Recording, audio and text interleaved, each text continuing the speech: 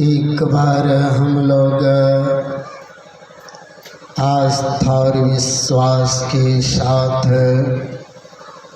गुरु महाराज का जय घोष करें ताकि हम लोगों का अंतःकरण पवित्र हो जाए। बोलिए प्रेम से श्री सद्गुरु श्री सद्गुरु महाराज की जय।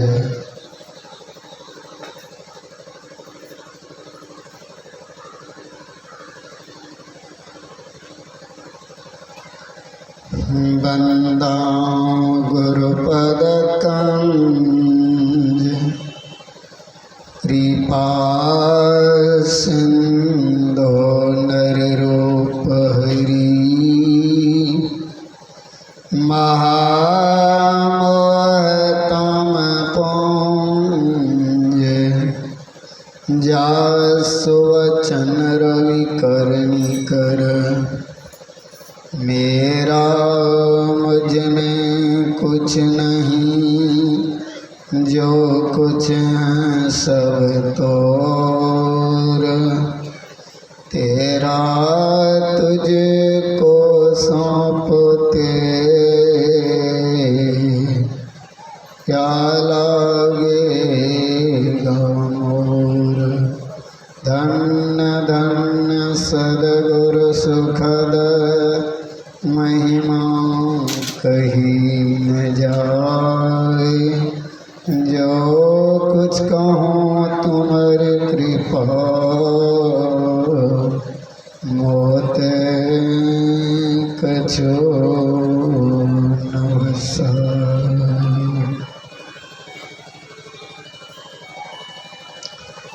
अव्यक्त रूप में सर्वोच्च सिंहासन पर विराजमान सद्गुरु भगवान की पावन चरणों में अनंत बार प्रणाम। कथा वृत्तां करने हेतु पधारे सज्जन वृंद सत्संग प्रेमियों माता तथा बहनों। प्रातः काल हम सबों ने कथा श्रवण किए हैं। महाराज भरत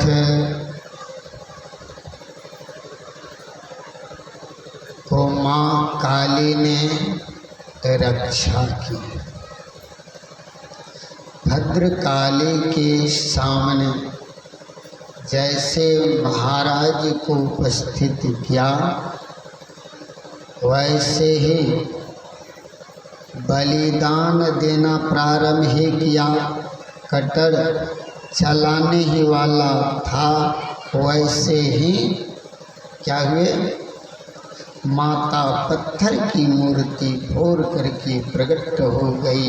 इसीलिए कहा मूर्ति ईश्वर नहीं हो सकता, मूर्ति में ईश्वर है। इसलिए हम सबको यह कथा क्या बतलाती है, ये मूर्ति ये शरीर मूर्ति है। शरीर में रहने वाला जो है इसका ज्ञान होना चाहिए। इसलिए आज वे उनकी रक्षा की और वहाँ से जब आगे बढ़े हैं राजा रहुगन थे। राजा रहुगन क्या किए, कपिल भगवान के पास ज्ञान प्राप्त करने के लिए जा रहे थे। पालकी पर सवार होकर के, पालकी में 4 आदमी होते हैं, 2 आगे 2 पीछे। उस पालकी में सवार होकर के कपिल भगवान के पास जाते थे। रास्ते में एक कहार बीमार पड़ गई। उन कहार बीमार जो पड़े राजा का आदेश हुआ कोई दूसरा कहार ढूंढ ले आओ। महाराज भरत वहाँ से पुनः फिर जाकर वन में भटक रहे हैं। उन्हीं पर दृष्टि पड़ गई महाराज भरत को, जड़ भरत को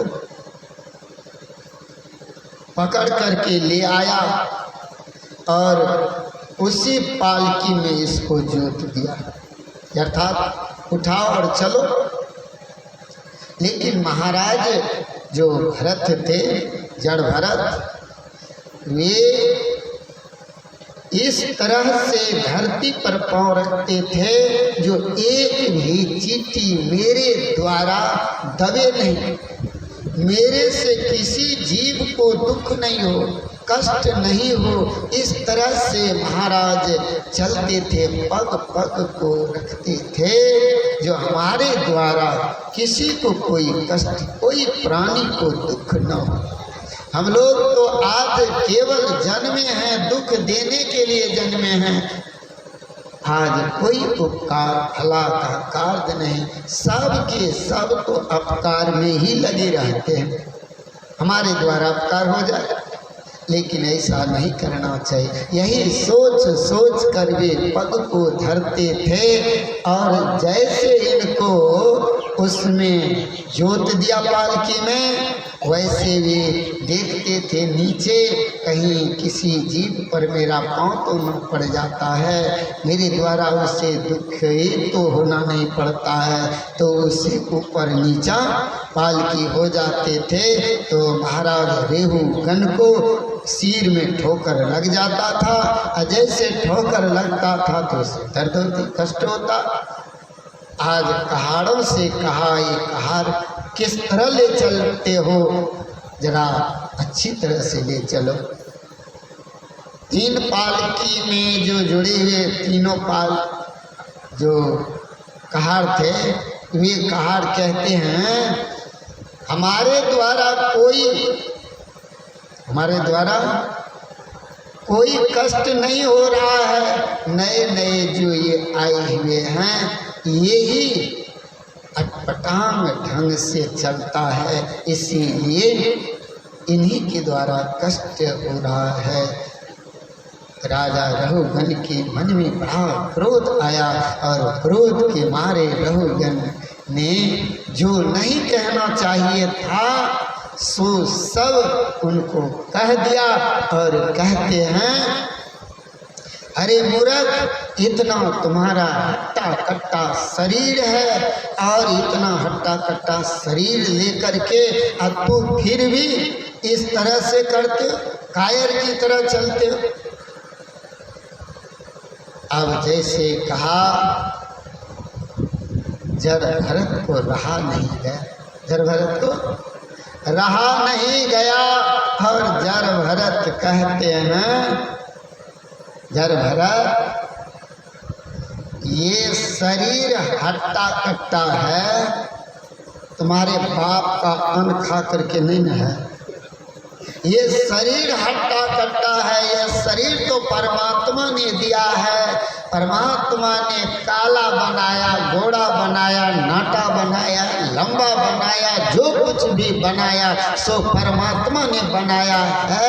तुम्हारे बाप का अन्न खा करके यह शरीर मेरा हट्टा कट्टा नहीं है। जहाँ तक कि रह गई, आप पालकी से जा रहे हो, ये सब तुम्हारे नौकर और मालिक के बीच में, तो मैं ना आपका सेवक हूँ, न आप मेरे स्वामी हो, न आप मेरे मालिक हो, न मैं तुम्हारा नौकर हूँ, है ना।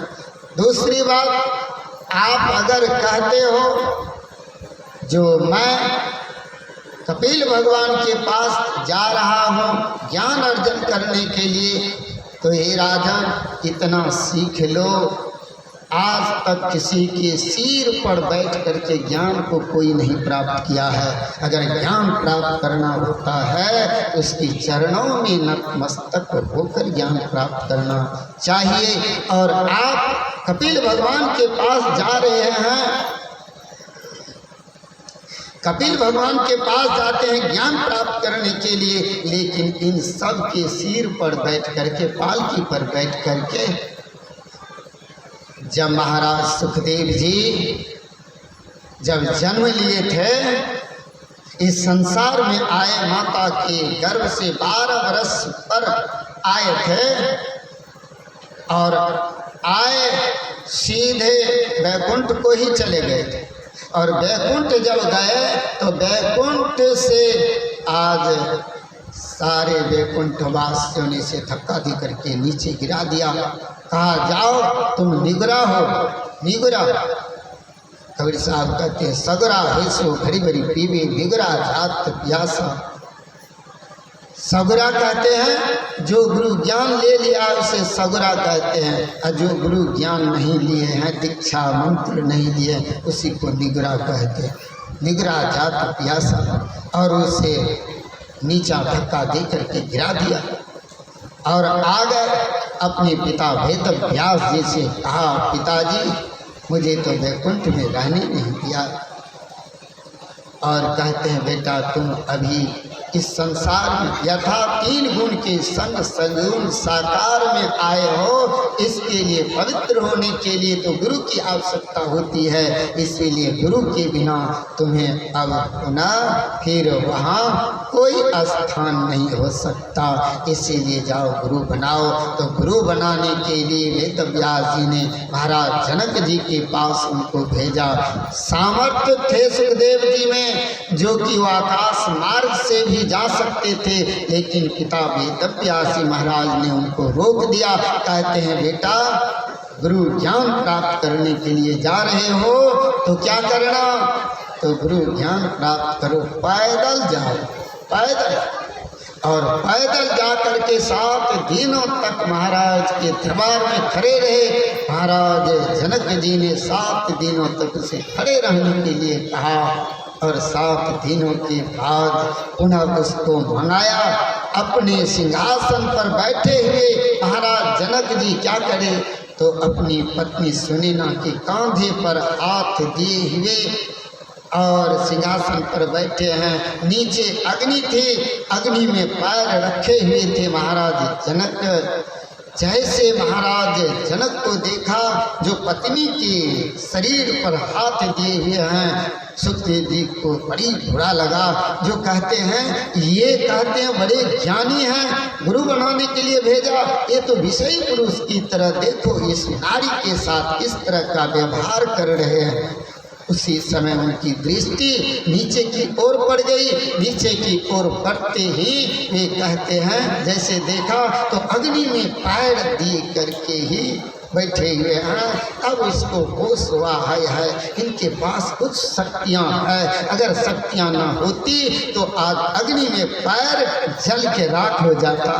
चिल्लाते लेकिन इसके पास कुछ है। तब उसका मन शांत हुआ और उसे भोजन करने की आज्ञा दी। और फूटी हुई छत के नीचे, फूटी हुई छत जैसे भोजन किया वैसे ही कहते गिरने वाला है, याद दिला दिए, झट से खाया लेकिन भोजन का कोई स्वाद नहीं लिए। उस तरह से उन्होंने क्या किए, कहा कटोरे भर पानी दिया हाथ में, कहा बाजार घुमा ले आओ, अगर एक बूंद भी पानी गिर जाए तो क्या करना, इसका सिर काट लेना। बस उन्होंने मार्केट तो गए, कुछ देखा नहीं। उनकी सारी दृष्टि उसी जल पर एक बूंद गिरे, नहीं गिरेगा तो सिर काट। इस भय के कारण उन्होंने उसी पर दृष्टि जमाए रखे। आया पूछा गया क्या देखा, बाजार में क्या सब है, कहा बाजार में कुछ नहीं देख पाया। कहा क्यों नहीं देख पाया, कहा इसलिए कि आपका आदेश था एक बूंद जल गिर जाए सिर काट लेना, इसीलिए हमने आज कुछ देखा नहीं, हमारी दृष्टि तो इसी जल पर था। कहा भोजन का कैसा स्वाद था, कहा कोई स्वाद नहीं बता सकते। कहा क्यों, कहा इसलिए कि 7 दिनों से भूखे थे और फूटी हुई छत गिरने ही वाला था। भूख मिटाने के लिए मैंने जल्दी जल्दी से भोजन को निगल गया, कोई स्वाद नहीं ले पाया। क्या भाव कहने का। दुनिया में इसी प्रकार से हम लोगों को रहना चाहिए, अपने लक्ष्य अपनी दृष्टि एकमात्र परमात्मा में लगा करके रखना चाहिए। अगर हमारी लक्ष्य अगर परमात्मा से अगर अलग हो गया, बड़ा दुख कष्ट संसार में होगा। इसलिए कहते हैं इस संसार में आए हैं रहने के लिए, तो हम लोगों को उसी तरह से जिस तरह से आज इतने बड़े ज्ञानी सुखदेव मुनि और उनको भी ज्ञान की जरूरत पड़ी, और कैसा ज्ञान का जरूरत उसको था वैसा ज्ञान उनको दे दिया। जय हे सुखदेव जी, इस संसार में इसी तरह निर्लेप हो करके रहने के लिए इस जीव को सीखना चाहिए। हम लोगों को इस तरह की सीख लेनी चाहिए। आज वही क्या कह रहे हैं, खाली रेहुगन कह रहे हैं। रेहुगन को महाराज भरत कहते हैं जो कि आप ज्ञान प्राप्त करने के लिए जा रहे हैं और इन सब के कंधे पर बैठ करके नहीं इतनी बड़ा जीवन को सफल बनाने के लिए सद्गुरु करने जाते हैं, और ऐसे गुरु बनाने के लिए आप जाते ज्ञान प्राप्त करने जाते हैं, लेकिन महाराज बन करके जाते हैं। राजा के राजा शहंशाह तो संत महापुरुष होते कि ना। महाराज शब्द का प्रयोग होता है ना, और ऐसे महाराज के पास आप राजा बन करके, आप तो छोटे हैं, महाराज तो बड़े हैं, तो बड़ों के सामने अगर आप जा रहे हैं तो क्या छोटे बन के जाओगे कि बड़े बन करके जाओगे, बताओ। इस तरह से ज्ञान उसको दिया। महाराज रेहुगन पालकी से उतर करके महाराज भरत के चरण में लिपट गए। आप त्रिदेव में कौन हो मुझे तो पता नहीं। आज उसके ज्ञान चक्षु फूल गए रेहुगन का, और रेहुगन को वहाँ से देश दे करके, और रेहुगन भी अपने जिस कार्य के लिए गए हैं वह कार्य यही सिद्ध हो गया। रेहुगन को उपदेश दे करके कथाक्रम को बढ़ाते हुए सुखदेव जी कहते हैं, सुखदेव जी कहते हैं, हे राजन सुनो, अब मैं तुम्हें पृथ्वी के अंदर जो लोकांतर है उन लोकों का वर्णन तुम्हें करके सुनाता हूँ। इस पृथ्वी के नीचे सूतल लोक है, सूतल लोक के नीचे कौन सी लोक है? सूतल लोक के नीचे तलातल है, तलातल के नीचे महातल है, महातल के नीचे रसातल है, रसातल के नीचे पाताल लोक है। ये सब जो लोक है, इन सब लोकों में इस जीव को किए हुए कर्मों का फल जाकर के भोगना पड़ता है। इसीलिए इन सब लोक में कहते हैं 28 नरक का वर्णन किया है। जो जीव जैसा कर्म करता है उन कर्म के आधार पर जीव को ऐसे ऐसे लोकों में नरक में जाकर के दुख भोगना पड़ता है। कहते हैं जो दूसरों की धन संपत्ति स्त्री को लूटता है, ऐसे जीव को तामिश्र नरक में जाकर के खौलती हुई कड़ाह में तेल घी कड़ाह में खोलते हैं, उस खौलती हुई घी की कड़ाह में उसे डाल करके और दंडित किया जाता है। एवं प्रकार से सारे नरकों का वर्णन किया। समय के अभाव में एक ही दो वर्णन करके मैं आगे निकल जाऊंगा ना, इसलिए कि जो बचा खचा रहेगा कल सुबह देखा जाएगा।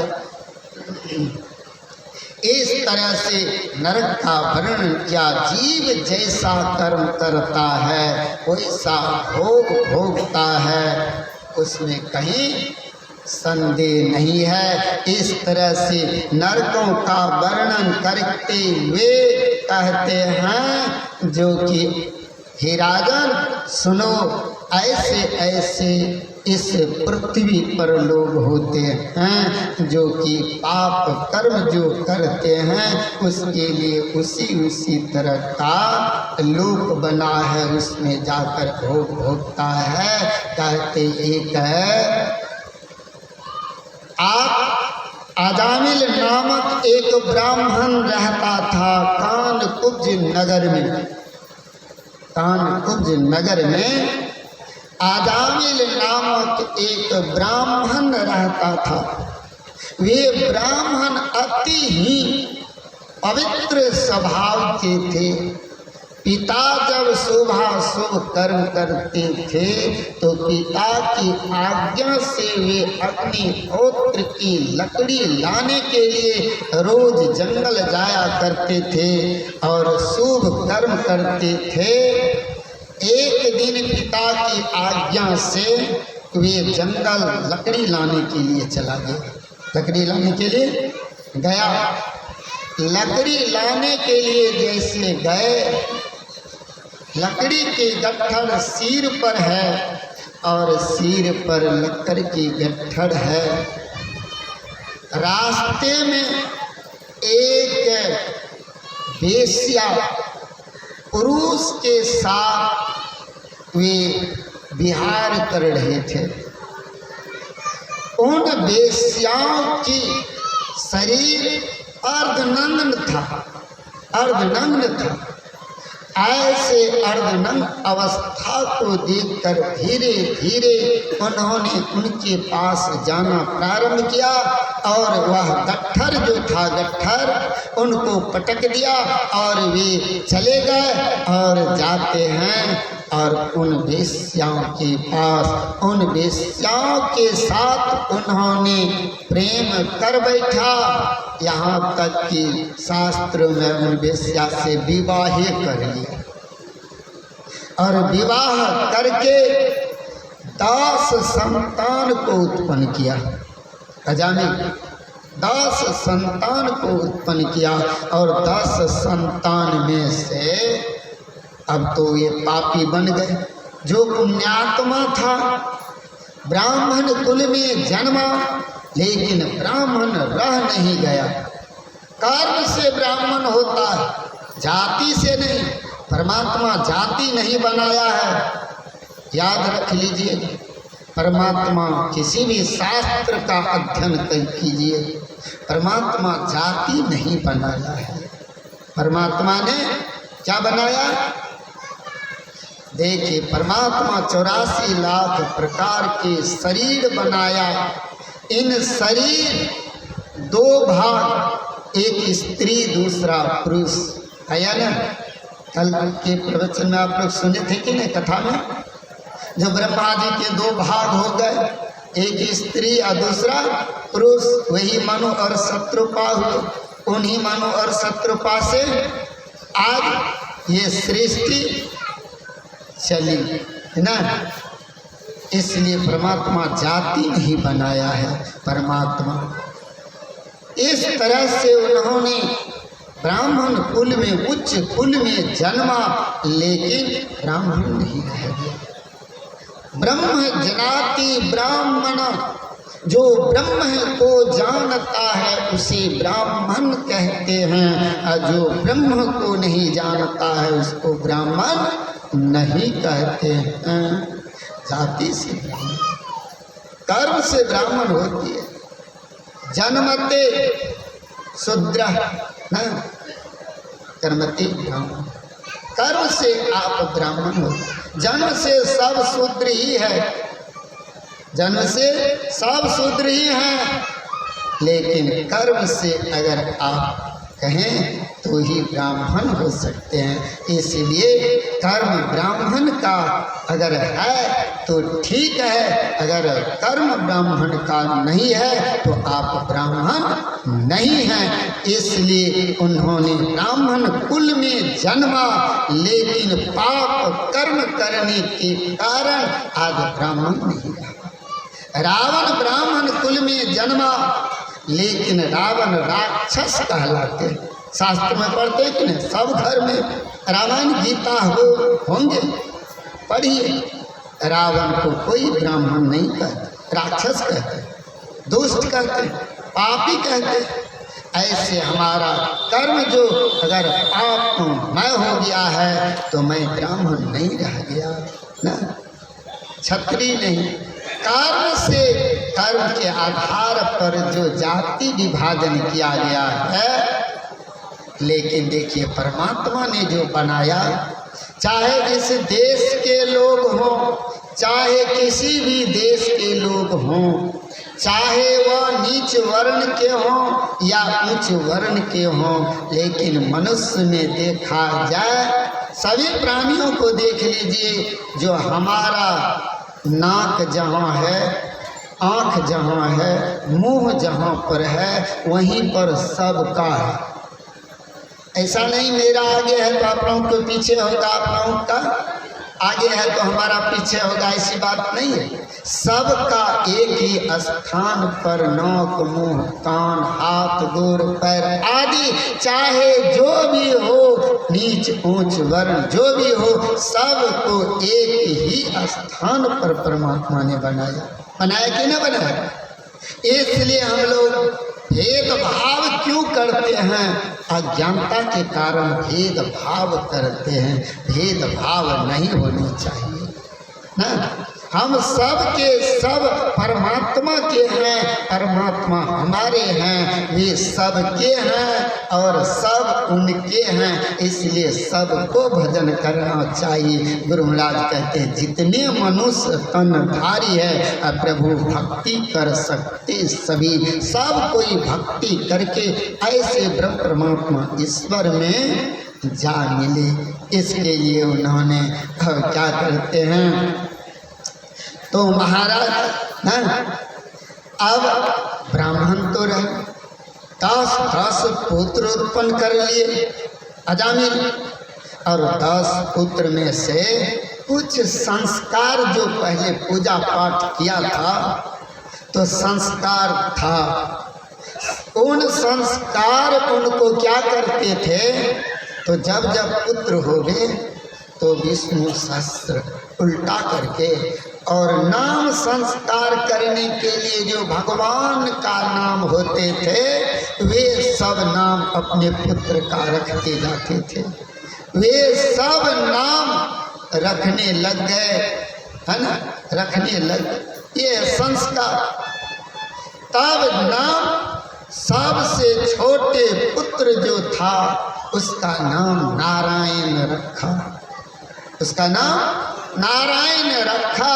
और नारायण नाम रखे, यह पंच भौतिक शरीर का त्याग तो सबको होगा। एक दिन यमराज आ पहुँचे और अजामिल के सूक्ष्म शरीर को लेकर के चलने लगा। जैसे देखा यमराज को, तो यमराज को देखकर सबको डर हो जाता। 9 द्वार हो करके जीव बाहर निकलते। मृत्यु जब होती है तो देखिए आँख होकर के जब जीव निकलता तो आँख खुली रह जाता, मुँह होकर के जब जीव निकलता है तो मुँह बाए रह जाते हैं ना। जिस कान से निकलेगा तो कान से भी ना वे लहू बीज निकाल देगा, मलबुदा से।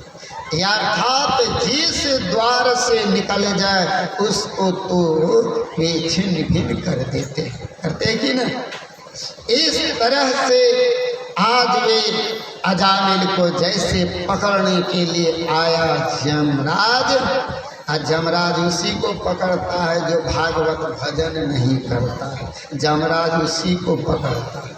हाँ, जमराज नहीं तो भजनानंदियों के लिए विष्णु के पार्षद आते हैं, उनको जमराज बांध के ले जाएगा, विष्णु की पार्षद बांध कर नहीं ले जाएगा। हाँ? अंतर है कि नहीं?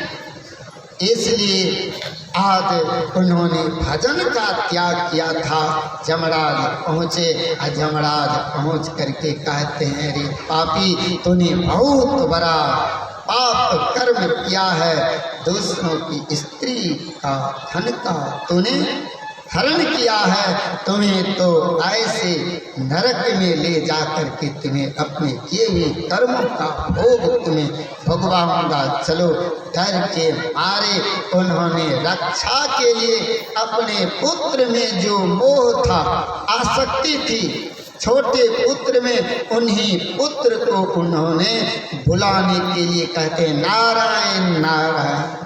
अब जैसे नारायण कहा तो नारायण तो बेटा का नाम, पुकारा तो बेटा को, लेकिन नारायण नाम बेटा ने हुए। परमात्मा ब्रह्म ईश्वर के नाम है नारायण। विष्णु भगवान को नारायण कहते कि नहीं? नारायण जैसे पुकारा भगवान के पार्षद वहां आकर के जमराज को कहते खबरदार इसे तुम छोड़ दो। कहा नहीं नहीं, इस पापी को मैं नहीं छोड़ सकता, इस पापी को मैं नहीं छोड़ सकता, क्योंकि ये बहुत बड़ा पाप कर्म किया है। इनकी सुंदर पत्नी और सुंदर पत्नी का त्याग करके एक वेश्या के संग करके अपने सारे सद्गुण को समाप्त कर दिया। किए हुए कर्म जो शुभाशुभ कर्म था, सारे कर्म को नष्ट कर दिया। ये पाप कर्म से ग्रसित हो गया है, इसे तो मैं नरक में ले जा करके इसको भोग भगवाऊंगा, छोड़ूंगा। कहा नरक किसको होता है, आपको ये ज्ञान है कि नहीं? अब विष्णु के पार्षद और जमराज में शास्त्रार्थ होने लग गए। बहुत से शास्त्रार्थ किए हैं और कहते हैं देखो दंड किसको दिया जाता है, यह ज्ञान तुम्हें है या नहीं? देहाव समय चित्ते ना, देह त्याग के समय में चित्त में जो जो भावना जीव करता है वही जन्म का कारण होता है। मरने के समय जिस समय तू प्राण इसका निकाल रहा था तो मरने के समय ये कुछ कहा भी है? कहा ये कहा है। कहा क्या कहा? कहा ये तो नारायण शब्द का प्रयोग किया है। कहा नारायण ब्रह्म परमात्मा ईश्वर का नाम नारायण है। जो ईश्वर का भजन करते हुए शरीर का त्याग करते हैं उसकी दुर्गति कभी नहीं होता, इसलिए दुर्गति करने योग्य नहीं है। दुर्गति यानी नरक इसे नहीं ले जा सकते, इसे तत्क्षण छोड़ दिया और उसे उपदेश दे करके अजामिल को जमराज से छुड़ा लिया। जमराज से के हाथों छुड़ा लिया। हम लोगों को भी एकमात्र सद्गुरु जब प्रसन्न हो जाए, ऐसे नारायण जब प्रसन्न हो जाए, हरि का अर्थ ही होता है हरण करने वाले को हरि कहते हैं।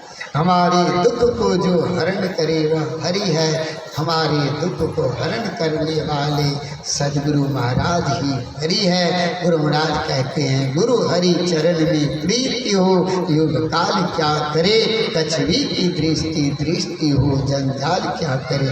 ऐसे हरि हरण करने वाले तब जाकर के उन्होंने जमराज से उन्हें छुड़ाया और इन शरीर में उसका प्राण फिर पुनः संचार हुआ। अजामिल उठ करके अब जब बैठा खड़े हो गए और कहते हाय हाय, अपने किए हुए कर्मों पर वह पश्चाताप करने लग गए।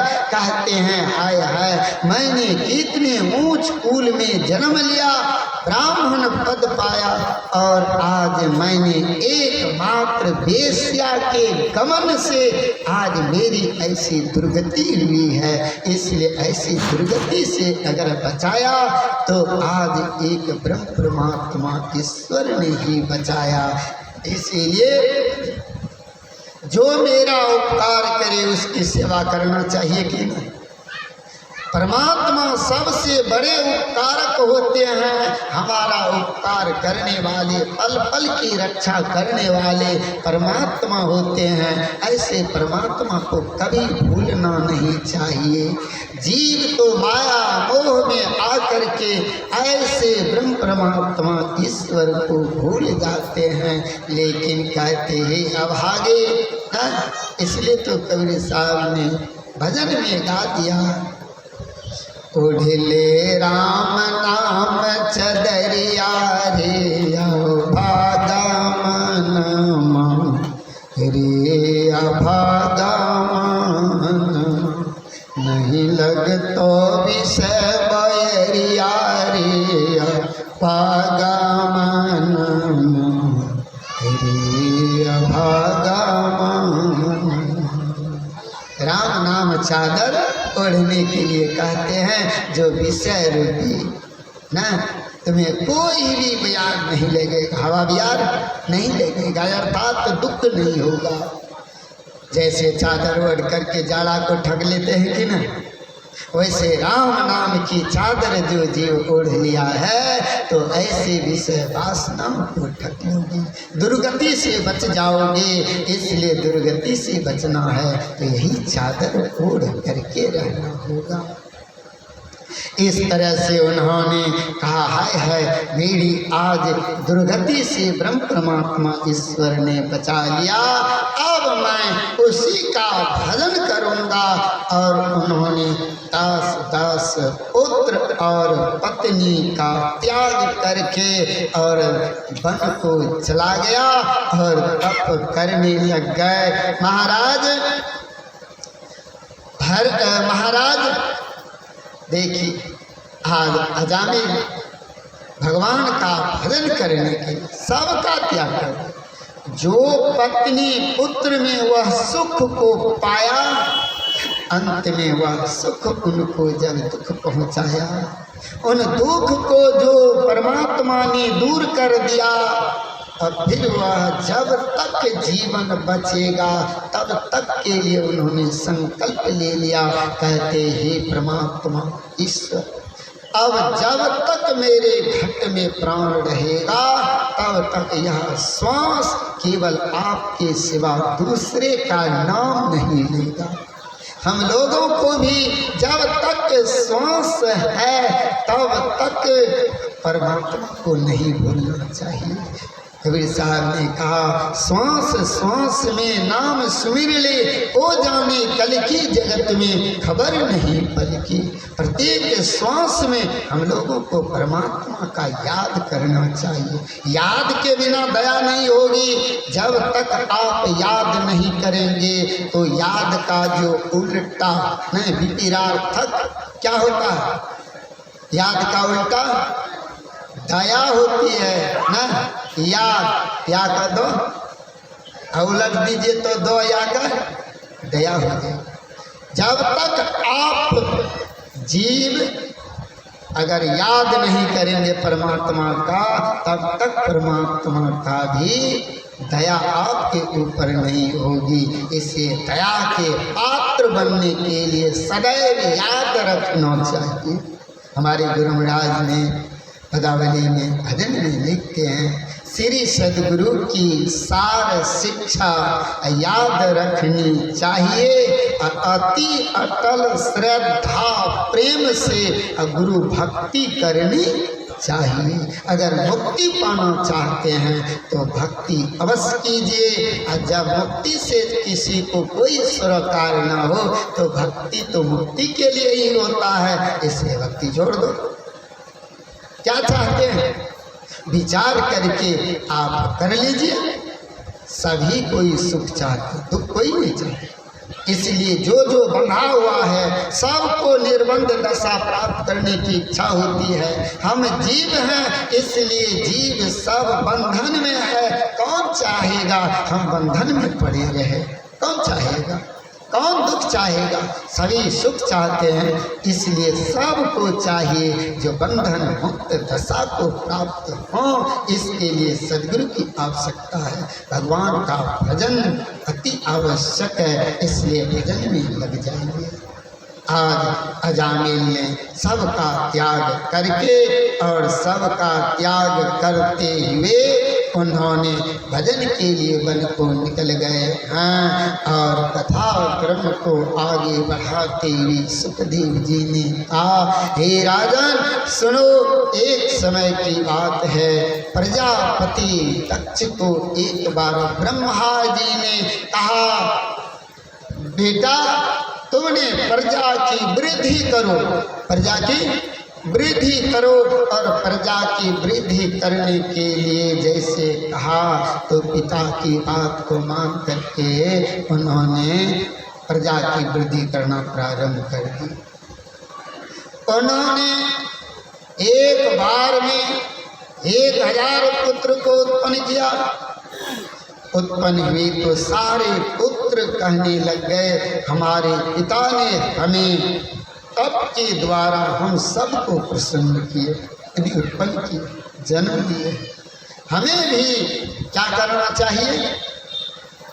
हमें भी तप करना चाहिए। उन सबों ने तप के लिए निकल गया। कहा तप करके आऊँगा, फिर पुनः प्रजा की वृद्धि करूँगा। उन्होंने तप के लिए निकल गए और जब तप करने के लिए चले गए हैं तब देख लीजिए नारद जी रास्ते में मिल गए।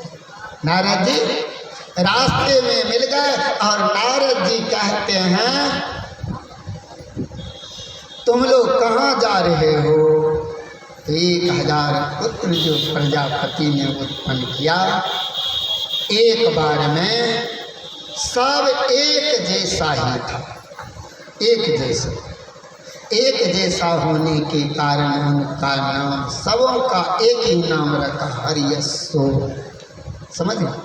हरियस्सो। कहा अरे हरियस्सो कहाँ जा रहे हो?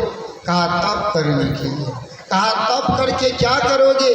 कहा तप के द्वारा मैं प्रजा की वृद्धि करूँगा, प्रजा को आगे बढ़ाऊं, प्रजा की वृद्धि करूँगा। कहा प्रजा वृद्धि करोगे? मूर्ख। नारद जी कहते हैं मूर्ख, इतने बड़े तपस्या करके तुच्छ काम करोगे? अरे प्रजा की वृद्धि तो यूँ होता ही रहेगा, लेकिन प्रजा की वृद्धि तुम्हारे करने से न करने से कोई फर्क नहीं पड़ेगा, लेकिन प्रजा की वृद्धि तो होता ही रहेगा। इतना बड़ा काम तुम तप के द्वारा भगवान को प्राप्त करके और तुच्छ जैसा काम करोगे, प्रजा की वृद्धि करोगे? ऐसा मत करो, इसलिए कि भगवान की प्राप्ति तो सुख शांति के लिए होते हैं। जो आत्मा परमात्मा को पा करके परमात्मा स्वरूप हो जाते हैं। जो ब्रह्म ने सृष्टि की है, ऐसे सृष्टि में तो सृष्टि चलता ही रहेगा उनकी मौज से। गुरु महाराज कहते हैं ये प्रकृति द्वय उत्पत्ति हो गई प्रभु की मौज से, ये परमात्मा की मौज से सब कुछ होता रहेगा। लेकिन हम सबको जो भार दिया गया है, हम सब मनुष्य को एक ही भार है, भगवान का भजन कर भगवान में मिल जाने के लिए यही भार है। वह भार को हम लोग बरकरार रखेंगे कि नहीं? वही एक काम करने के लिए आए हैं। कहा अरे हरियस्सो इतना बड़ा काम करके तूने और ये नीच काम करोगे, धिक्कार है। तब कहा तब क्या करना चाहिए? कहा गुरु करके उनसे जुक्ति प्राप्त करके और भगवान में मिल जाओ, मुक्ति प्राप्त करो। ये सब उपदेश जब नारद जी देने लग गए तो कहा मैं गुरु को कहाँ खोजने के लिए जाऊँगा? सारे पुत्र न प्रजापति के सारे पुत्र कहते हैं अब कहाँ जाएंगे, आप ही गुरु बन जाओ, आप ही गुरु बन जाओ। तो कहते अच्छा हम ही गुरु बन जाते। उसको मंत्र दे दिया और हजारों पुत्र को क्या किया तो अपना शिष्य बना लिया, सन्यासी बना लिया। कहते हैं बांध हिलावे पालना तामे कौन स्वाद। नहीं मतलब जिनको पुत्र नहीं होते हैं और जिनको पुत्र हैं दोनों में अंतर है कि ना? हाँ? जो जैसा होता है वैसा ही बनाते। अगर सन्यासी के पास जाओगे तो तुम्हें सन्यास की विद्या देना से प्रारंभ करेगा। भोगी के पास जाओगे तो भोग विद्या देना प्रारंभ करेगा ना, अजोगी के पास योग विद्या। कहाँ जाना चाहिए, किससे कल्याण होना चाहिए? तो लोग इसीलिए कहते हैं गुरु ज्ञान मत लो, सन्यासी बन जाओगे तो काम कैसे चलेगा। ये बहुत बात लोग बोलते हैं ना, हैं तो सृष्टि कैसे? लोग कहते हैं बाबा आप ही की तरह जब सन्यासी बन जाएंगे तो सृष्टि चलेगी। तो मैं भी कहता हूँ यह चिंता आपको क्यों हो रहा है? परमात्मा की सृष्टि है, परमात्मा जानेगा। परमात्मा जिस कार्य के लिए मुझे भेजा है वही कार्य मुझे करना है। भगवान श्री राम ने हनुमान जी को भार दिया भक्ति का पता लगाने के लिए, और हनुमान जी जब निकल पड़े और मैनाक ने रास्ते घेर लिया, कहा हे हनुमान थोड़ी देर मेरे घर में ठहर जाओ। बड़ा आनंद आ रहा। राम के भक्त जहाँ जाते हैं वहाँ आनंद ही आनंद होता है, जहाँ भजन होता है वहाँ आनंद ही आनंद होता है ना। भजन में हो तो आनंद आनंद वर्षद विशद हमी के बादल भी जाता है कोई संत। इसीलिए आज कहते हैं थोड़ी देर ठहर जाओ। कहा मैं अभी नहीं ठहरूंगा। राम ने जो कार्य भार सौंपा है भक्ति का पता लगाने के लिए, सीता माता की पता लगाने के लिए, जब तक वह पता लग नहीं जाता तब तक मैं विश्राम नहीं लूँगा। हम लोगों को भी परमात्मा ने भगवान का साक्षात्कार करने के लिए भेजा, लेकिन हम लोग तो सो गए। सोए हुए हैं कि नहीं? जाग जागो आत्मा पुराण दाग धौरी, जन जन्मांतर से यह जीव आत्मा को जो 84 लाख प्रकार के शरीर प्राप्त हुए हैं, ये सब दाग है, ये सारे दाग लगा हुआ है। ये चादर शरीर की चादर मैल हो गए हैं। इसीलिए कहते हैं मैली चदरिया है, मैली चदर, ये चादर मैली। इसको साफ करने के लिए सदगुरु की ज्ञान रूपी साबुन चाहिए, प्रेम की पाठ चाहिए, श्रद्धा का जल चाहिए। श्रद्धा रूपी जल में शरीर रूपी कपड़ा को भिगो करके ज्ञान रूपी साबुन लगा करके और प्रेम रूपी पाठ पर इसको पटक पटक कर चोट दे करके विषय वासना रूपी मल जो लगा हुआ है दाग, ये सारे दाग को धो न। ऐसे ही धोबिया रे धोबिया न झलकल जेते अमर को। इस तरह से अगर आप धोएंगे ना तो ये झलकल मतलब सुंदर लगेगा देखने में, और नहीं तो विषय वासना में रहेंगे और सुंदर लगेंगे। इस तरह से उन्होंने कह दिया। और कहते हैं क्या प्रसंग सुना देते? हाँ,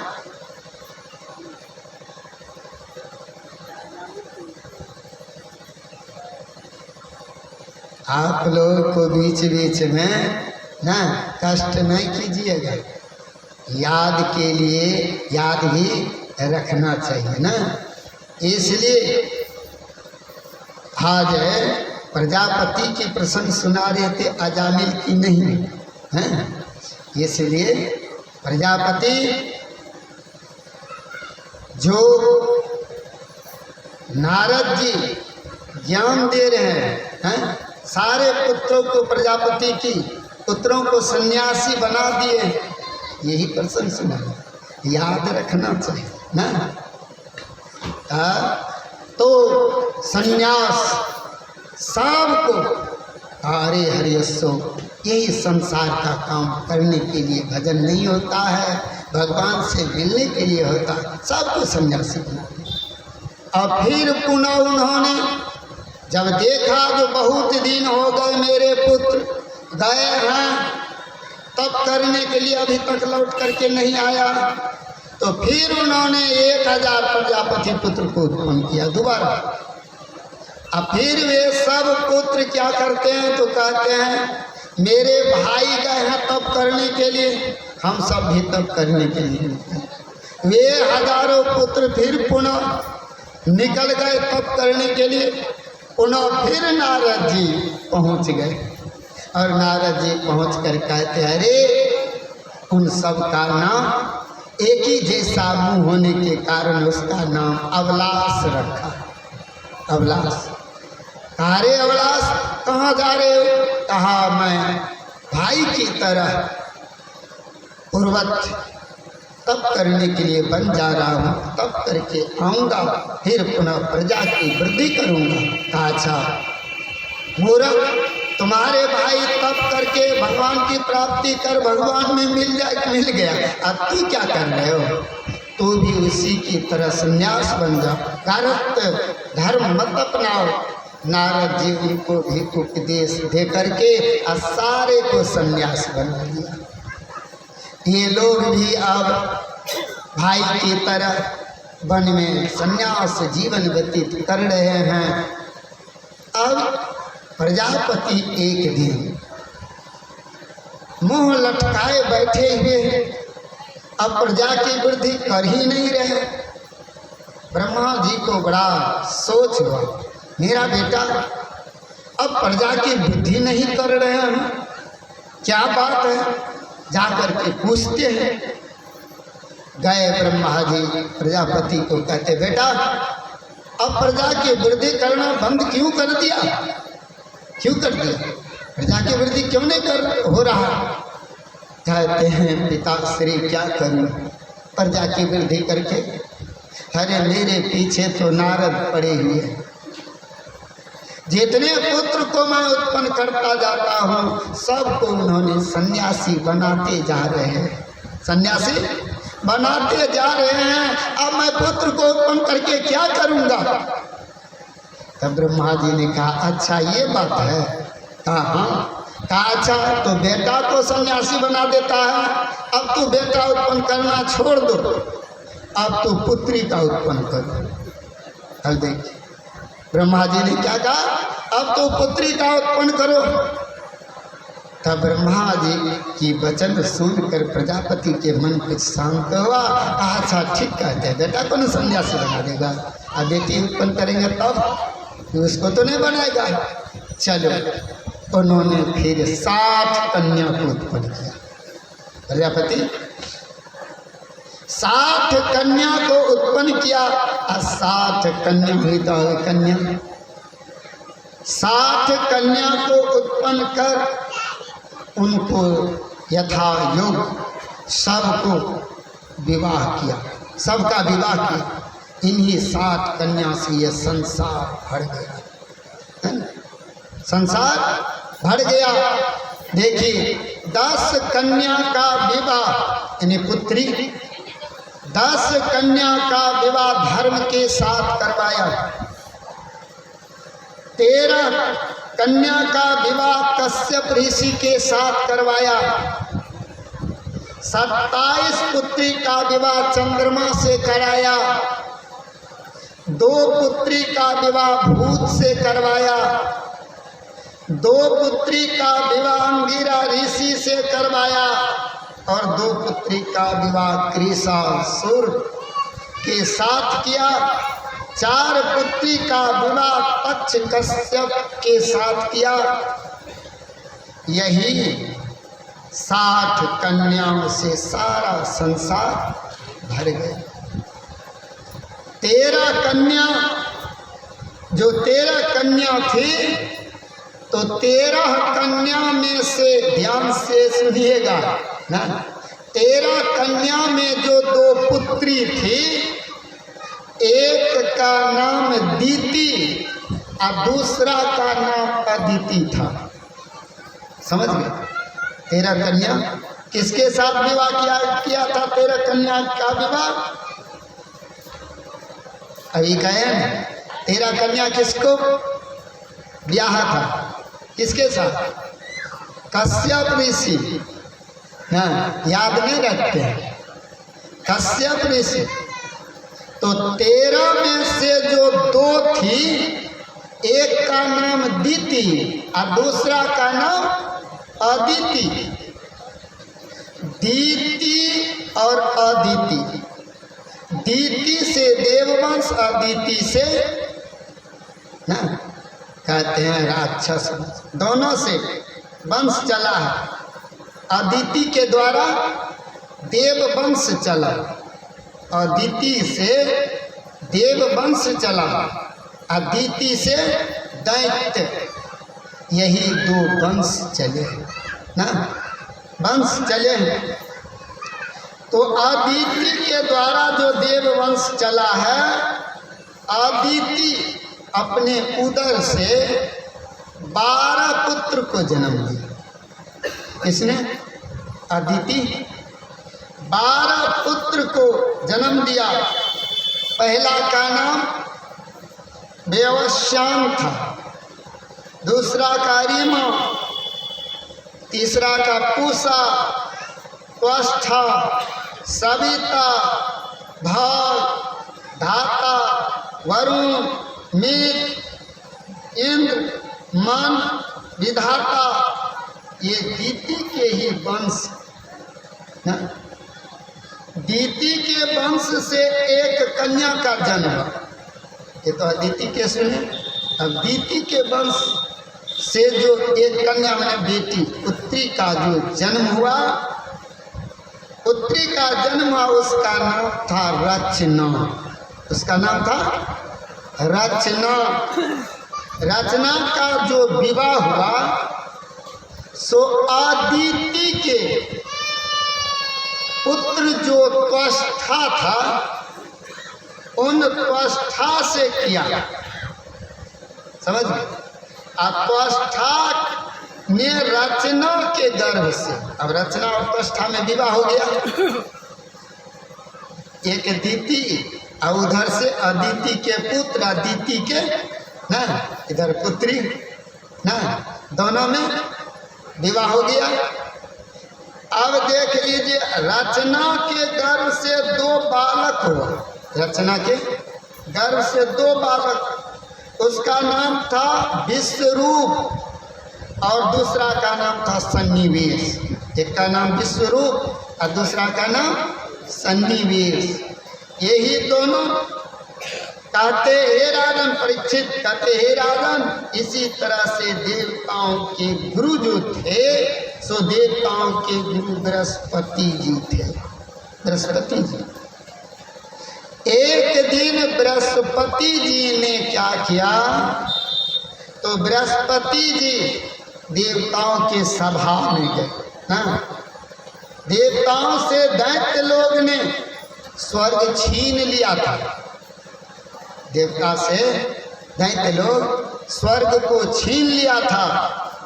स्वर्ग से इंद्र को भगा दिया। तब इंद्र ने क्या किया, तो त्वष्ठा के पुत्र जो विश्व रूप था उसको गुरु बना लिया। समझ गए?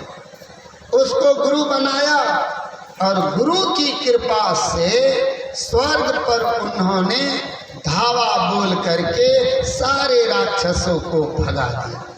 अब इंद्र के हाथ आ गए स्वर्ग, सब जब भगा दिया, तब एक दिन उन इंद्र की सभा में गुरु वशिष्ठ, क्या कहते, देवताओं के गुरु बृहस्पति जो थे वे पहुंच गए।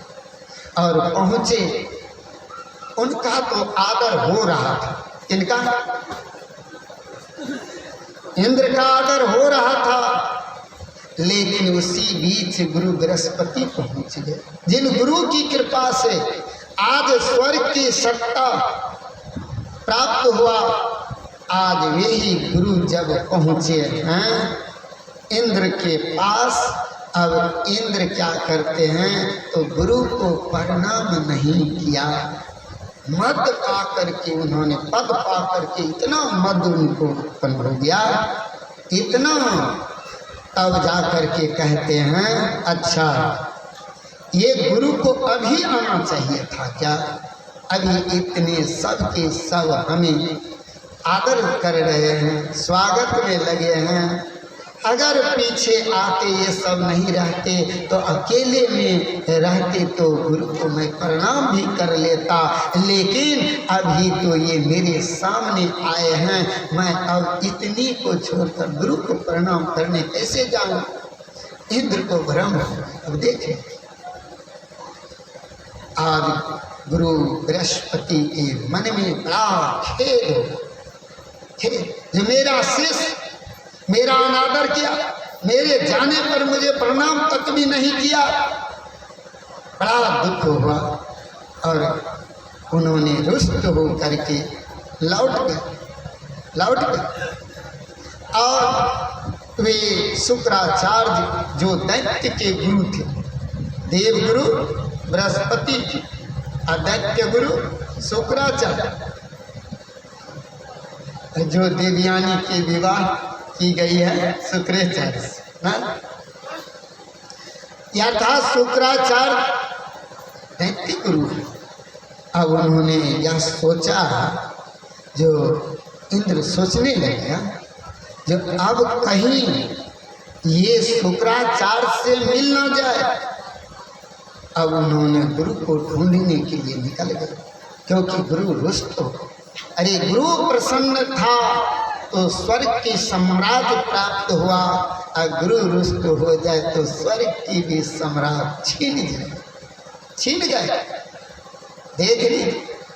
अब बृहस्पति जी रुष्ट होकर के चले गए शुक्रा जी के पास। और इंद्र के भी मन में है कहीं शुक्राचार्य से मिल करके और उनको उसका ना दे, अगर उनको उसका दिया तो फिर देखते सर पर धावा बोल जाएंगे, हमको खदेड़ देगा, फिर भी हम जो पहाड़ कंदरा में भूसा खाते थे। इस तरह से उन्होंने कह दिया और खोजने के लिए निकल गए, लेकिन कहीं नहीं मिला गुरु। तब खोजते खोजते ब्रह्मा जी के पास गया, सब घटना ब्रह्मा जी को सुनाया। ब्रह्मा जी कहते देखो, जब तक गुरु प्रसन्न नहीं हो जाते हैं तब तक के लिए तुम विश्व रूप जो तष्ठा के पुत्र हैं उसको तो गुरु बना लो। ये बड़े ज्ञानी हैं, उनको गुरु बना लो। और उनके कहने पर उन्होंने क्या किया, तो बिना गुरु का तो नहीं रहेंगे, तब तक के लिए उन्होंने गुरु बना लिया। किसको? विश्वरूप गुरु बना। और गुरु बना करके और एक दिन इंद्र ने यज्ञ किया। उस यज्ञ में क्या किया, तो उस यज्ञ में विश्वरूप ने अपने मामा का भी आहुति देते हैं। इंद्राय स्वाहा, विष्णुआय स्वाहा, ब्रह्माय स्वाहा, आदि आदि के नाम ले ले करके स्वाहा कर रहे हैं। यहाँ तक कि देव और दैत्य दोनों के नाम ले करके स्वाहा करने लग गए। इंद्र को भ्रम उत्पन्न हो गया। इंद्र कहते हैं जो ये कैसे गुरु हैं जो हमारे शत्रु का भी नाम ले करके ये पूजा करवा रहे हैं, शत्रु का। इस तरह से उन्होंने क्या किया, इंद्र क्रोध के मारे विश्वरूप का गला ही काट दिया। कहा ये गुरु लायक नहीं है। अब गुरु तो बना लिया, अब गुरु की हत्या कर दे। गुरु हत्या से देख लीजिए क्या पाप होता है। गुरु हत्या और पीछे पीछे खिदारते गए हैं। अब इंद्र को तो भागे जा रहे हैं। अब क्या करें इंद्र भागे जा रहे हैं पीछे पीछे ब्रह्म हत्या। तब जा करके ब्रह्मा जी के पास गए। ब्रह्मा जी क्या करते हैं, तो फिर वो ब्रह्म हत्या से उन्हें मुक्त करने के लिए कहते हैं देखो ये चार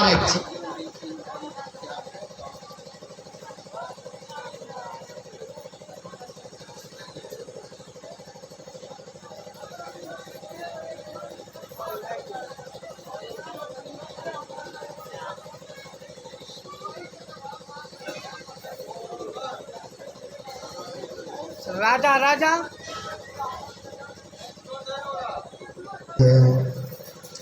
तब कहते हैं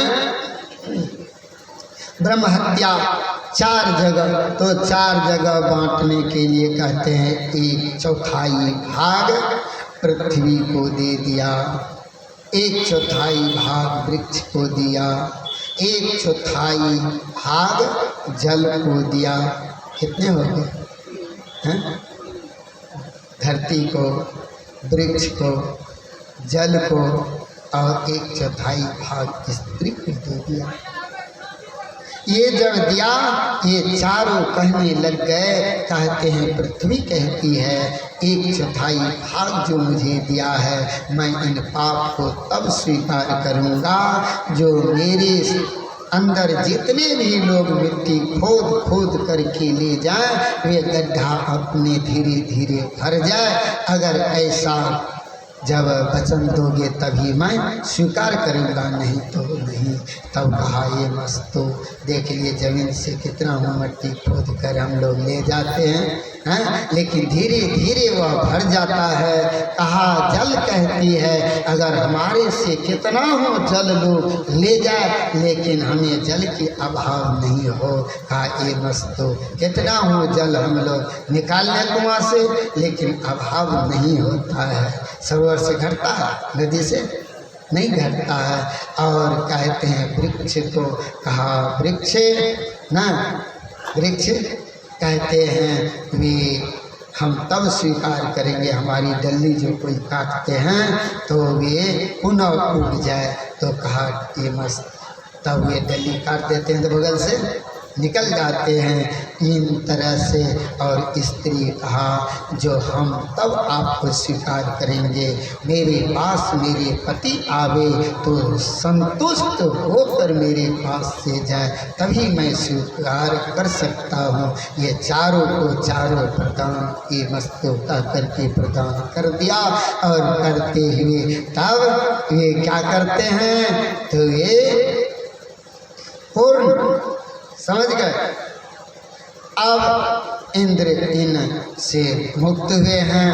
अब क्या करते हैं, तो उन्होंने त्वष्टा विश्वरूप के जो त्वष्टा के मन में हुआ मेरे न भाई का वध किया न, त्वष्टा मेरे वध किया, इसलिए अब मैं क्या करूं,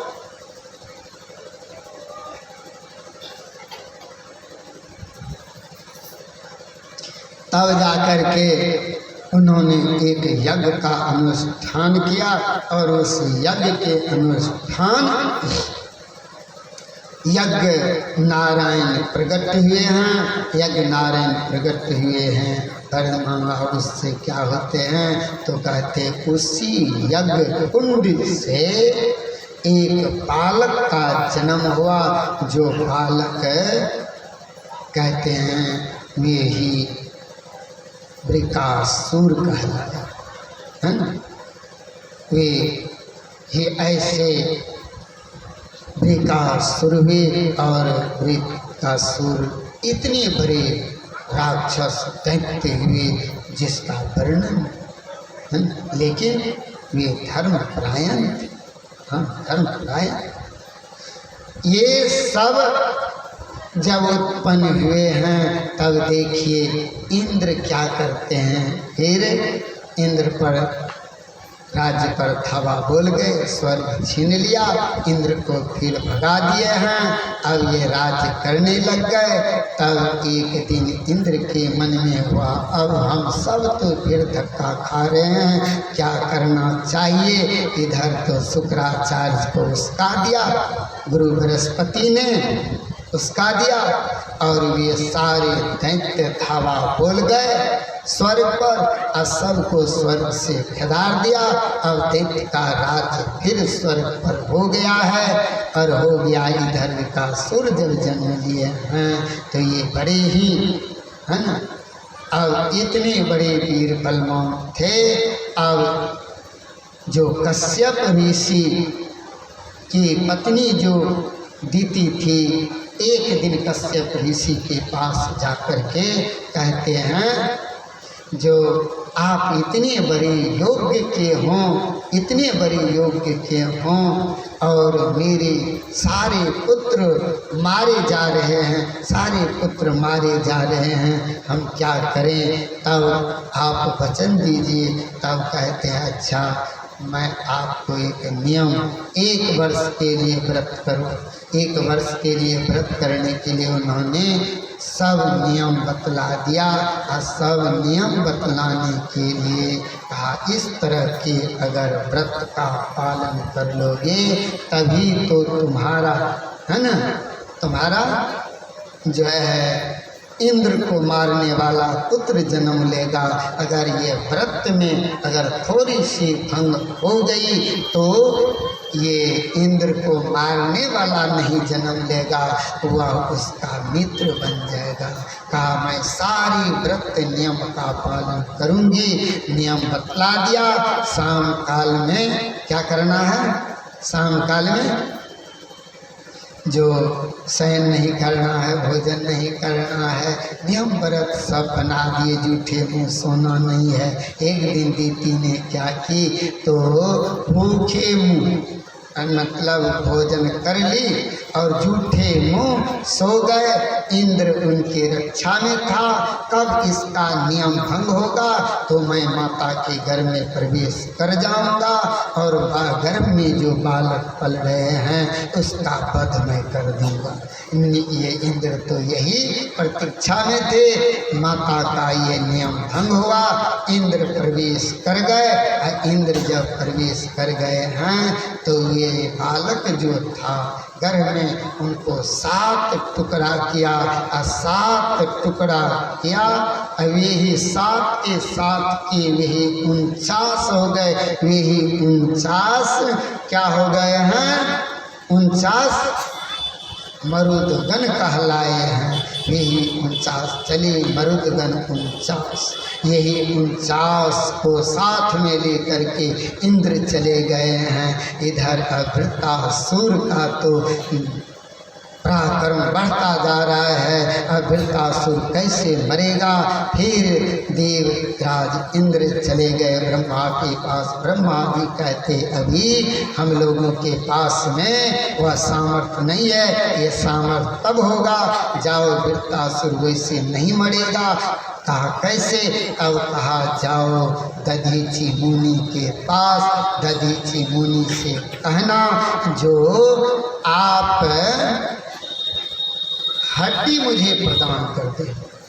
क्या प्रदान करे, हड्डी प्रदान करे। और वह हड्डी से शस्त्र बनाना और उन्हीं शस्त्र से वृत्तासुर का क्या होगा, वध होगा। तभी ये स्वर्ग का साम्राज्य वापस आएगा, अन्यथा वापस नहीं आएगा। इसलिए अब उन्होंने क्या किए तो स्वर्ग के साम्राज्य पाने के लिए तो कुछ भी कर सकता है ना, नहीं करेगा, कुछ भी करेगा। इसलिए उन्होंने चला गया दधीची ऋषि के पास। और दधीची ऋषि के पास जैसे गए तो दधीची ऋषि से हड्डी जब मांगे तो दधीची ऋषि कहते अरे मूर्ख, ये परमात्मा ने शरीर दिया है भगवान का भजन करने के लिए और ये शरीर तुम दान मांग रहे हो, ये कैसे हो संभव हो सकता। इन शरीर से भजन करो। भजन करने के लिए शरीर को अवश्य रखो। भोग करने के लिए ये शरीर अगर मर जाए तो अच्छे है। हाँ, अगर जिन शरीर से भजन नहीं हो तो हम जन्मे काहे को, जन्मे काहे। यह शरीर से भजन करना चाहिए। इस तरह से अब कहते हैं दधीची ऋषि पहले तो इनकार कर दिए, नहीं नहीं ये शरीर से मैं भजन करूँ, ये शरीर नहीं दे। लेकिन संत महापुरुष दयालु होते, दया के सागर है। ऐसे दया आई। दधीची ऋषि कहते मेरे हड्डी से अगर दुष्टों का वध हो जाए और समाज में कल्याण हो, भक्तों का उद्धार हो, तो ये शरीर को रख करके क्या करेगा। ये शरीर तो परोपकार के लिए मिला है। इन शरीर की हड्डी से परोपकार होता है तो क्यों ना दान कर दिया जाए। ऐसे ऐसे दाता हुए हैं इस संसार में ना। हम लोग तो दाता के नाम पर तो जहर खा लेते, नहीं खा लेते। दान के नाम पर जहर खाते हैं। ऋषि मुनि महात्मा ऐसे होते हैं जो देख लीजिए शरीर तक की भी परवाह नहीं किया और इंद्र को उन्होंने हे मस्तु कहा। और कहते हैं शास्त्रों में लिखा, देखिए पढ़िए, कहा जो गौ के सामने उन्होंने शरीर पर नमक छिड़क कर गौ से चटवा करके मांस को अलग कर दिया, चमड़ा और मांस अलग करके। जिस समय इस तरह के दृश्य हुआ होगा तो शरीर पर क्या पीड़ा होता होगा। ऐसे ऐसे दाता हुए संसार धर्म कार्य के लिए, परोपकार के लिए दुख सह लिया। उन्होंने चटवा करके हड्डी अलग कर दिया, मांस से हड्डी को अलग कर दिया और वह हड्डी दान दे दी। और वह हड्डी दान दे करके और कहते हैं ले जाओ, और ले गए हैं। विश्वकर्मा के पास चला गया। विश्वकर्मा ने उन्हें हड्डी से वज्र का निर्माण किया। अब वज्र का निर्माण करके और उन्हीं वज्र को लेकर के इंद्र चला गया वृत्रासुर के पास। और वृत्रासुर इंद्र में देवासुर संग्राम, घनघोर युद्ध हुआ, घनघोर युद्ध हुआ। और ऐसा युद्ध हुआ जो देखिए वह इतना वीर बलवान थे वृत्रासुर, जो इंद्र को वज्र सहित, वज्र जो बना था वज्र समेत इंद्र को वृत्रासुर ने निगल गया, मतलब खा निगल गया। जैसे निगल गए हैं तो देखिए गुरु मंत्र का कितना प्रभाव पड़ता है। जो इंद्र को जो नारायण कवच मिला था, ये मंत्र क्या हम लोगों के लिए कवच। जैसे कवच पहनने से शस्त्र शरीर को छेदन भेदन नहीं कर सकता, वैसे ही अगर आपने नारायण अर्थात मंत्र लेकर के न जप करते रहते हैं तो काल का बाण हमें छेड़ेगा नहीं, समझ में छेड़ेगा नहीं। लेकिन हम लोग तो ऐसा काम करते नहीं हैं, इसीलिए काल के मुख में चले जाते हैं। गुरु महाराज ने कहा काल मुख से डिबुकी के भागो, ध्यान के बल भैरे। जब ध्यान करते हैं तो परमात्मा का नाम भी सुमरन भी करते हैं कि नहीं। यही कवच है। ऐसे कवच को जो धारण कर लिया उसे काल छेड़ नहीं सकता। कारण नारायण कवच की प्रभाव से इंद्र क्या करते हैं तो उन्हें वृत्रासुर के पेट से बाहर आ गया। और वृत्रासुर जैसे पेट से बाहर आए हैं तो वृत्रासुर भी परमात्मा का स्मरण करते ही प्रभु, हे प्रभु मैं तो केवल आपके ही दर्शन मात्र के लिए ये सब मैं कर रहा हूँ। कब ये मेरा दर्शन, आपका दर्शन मुझे होगा। इसलिए अब इंद्र क्या करते हैं तो वृत्रासुर का उसी वज्र से क्या करते हैं सिर काट लिया। कटे हुए सिर से वृत्रासुर परमात्मा की स्तुति किया है और उन स्तुति गान किए हैं, हे प्रभु मैं आपके दर्शन के लिए। इस तरह की वृत्रासुर स्तुति किए हैं। वृत्रासुर पूर्व जन्म में कहते हैं क्या था, पूर्व जन्म में वह चित्रकेतु नामक राजा था। चित्रकेतु नामक राजा ऐसे राजा, और उसे करोड़ों पत्नियां थी। करोड़ों पत्नियां होने के कारण एक भी पत्नियां में उसे पुत्र नहीं थे। एक भी पुत्र नहीं, एक भी में पुत्र नहीं। सबसे छोटी जो रानी थी उनकी पत्नी छोटी, उनसे आज कहते हैं अंगिरा से ऐसे संत की आशीर्वाद उन्हें प्राप्त हुआ। छोटी पुत्र से जो पुत्र हुए, सारे सौत में, सौत होती है ना, सौत में खलबली मच गई, हाय हाय हम सबको कोई पुत्र नहीं, लेकिन इसे पुत्र है, इसलिए अब क्या किया जाए। तो उन्होंने सारी सौंप मिल करके उस पुत्र को मुंह में जहर डाल दिया, मुंह में जहर डाल दिया और पुत्र की मृत्यु हो जाती है। राजा चित्रकेतु व्याकुल होते हैं, पुत्र को अब क्रियाकर्म भी नहीं करने देते हैं। इतना रोया, इतना रोया, इतना रोए हैं जो कि आज अंगिरा ऋषि आदि संत सब के सब संतावना देने के लिए पहुँचे, लेकिन किसी की बातें नहीं मानते हैं। तब नारद जी कहते हैं, हे राजन, तुम्हारा पुत्र और तुम पुत्र शोक में, कौन किसका पुत्र होता है, लो मैं तुम्हारे पुत्र को आज जीवित करता हूँ। उन्होंने प्राण को ला करके उस शरीर में प्रवेश करा दिया। जैसे प्रवेश हुए हैं तो ये ही पुत्र पिता चित्रकेतु से कहते हैं, हे पिता, हे राजन, तुम व्यर्थ का पुत्र मोह चिंतन कर रहे हो, ना ही किसी का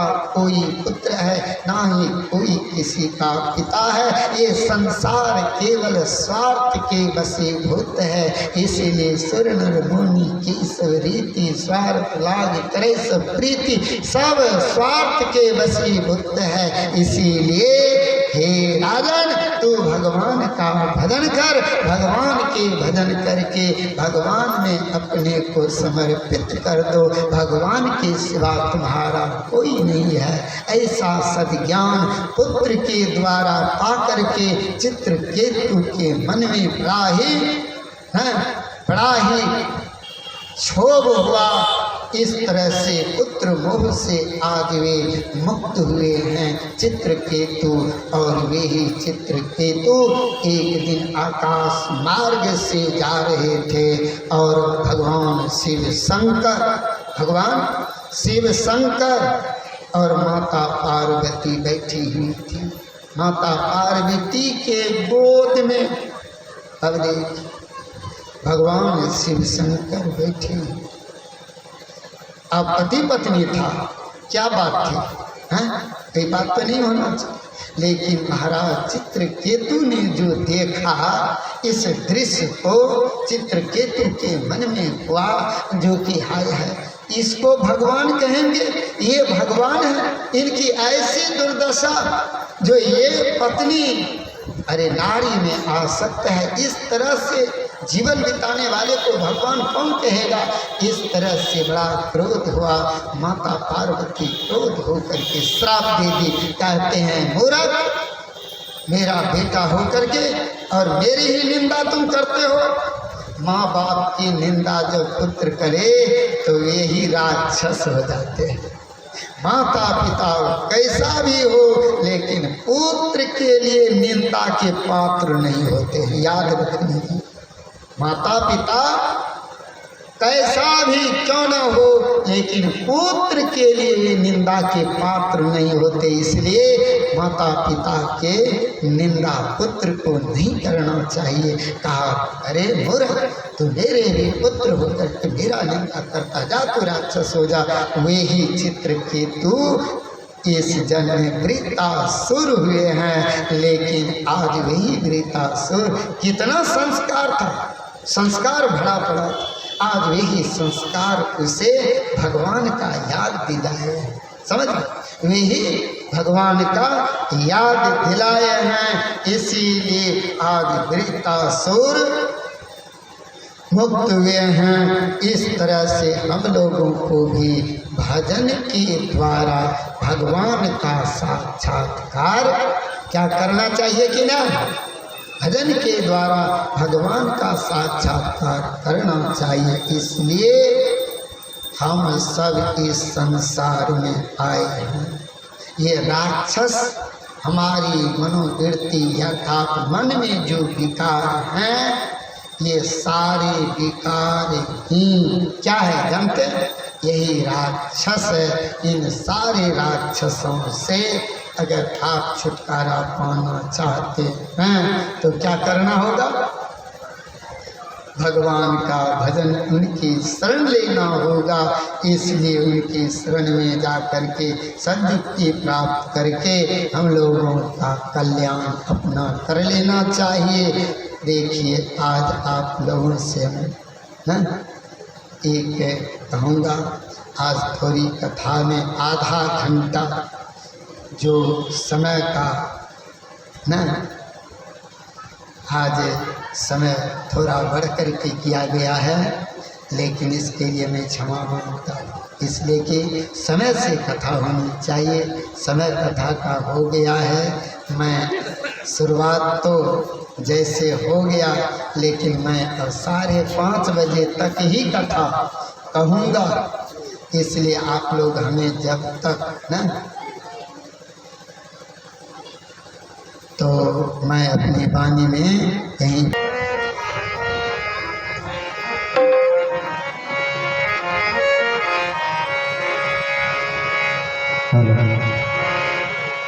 श्री सद्गुरु महाराज की जय। श्री सद्गुरु महाराज की जय। श्री सद्गुरु सद्गुरु महर्षि में परमहंस महाराज की रचना।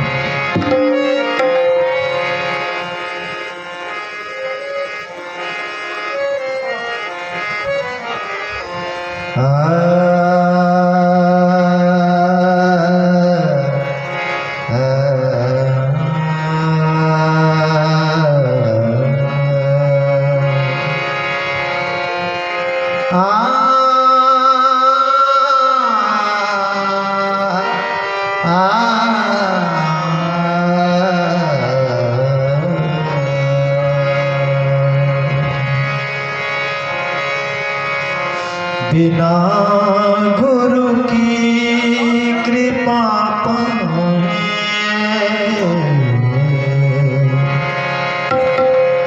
बिना गुरु की कृपा पाए नहीं